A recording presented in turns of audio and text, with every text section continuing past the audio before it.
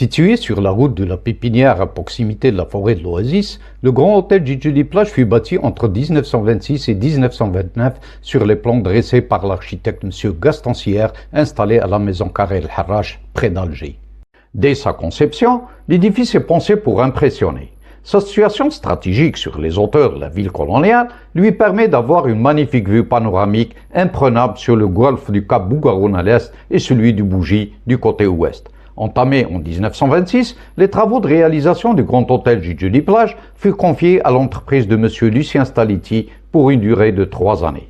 Vu l'importance de ce projet ambitieux, un budget considérable avait été mis en place par le maître de l'ouvrage qui était une société par action nommée Djidjeli-Plage.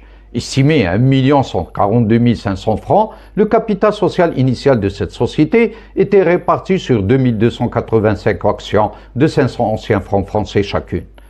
Avec une surface bâtie au sol de 4200 mètres carrés, l'édifice a été érigé en R+2 sur un vaste terrain d'une superficie totale de près de 2 hectares, permettant ainsi d'avoir un grand jardin incluant potager, terrain de tennis et espace de loisirs. Sa façade postérieure richement décorée au style art déco affirmé révèle toute son élégance. Elle présente une composition géométrique symétrique rythmée par des balcons et des baies vitrées superposées. Un style qui s'inscrit dans le courant de l'architecture coloniale française en Afrique du Nord d'influence méditerranéenne typique du début du XXe siècle.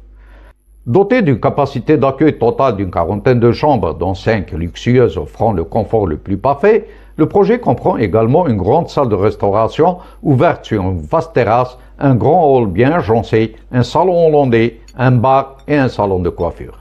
L'inauguration en grande pompe du grand hôtel Djidjeli-Plage a eu lieu le jeudi 20 décembre 1928 en présence de Madame et Monsieur Pierre Baudès, gouverneur général d'Algérie, les élus locaux, les autorités du département Constantine ainsi que la presse. En 1934, soit à peine 5 années après son ouverture, le grand hôtel Djidjeli-Plage fut transformé en hôpital civil régional, marquant ainsi un changement radical et une nouvelle vocation.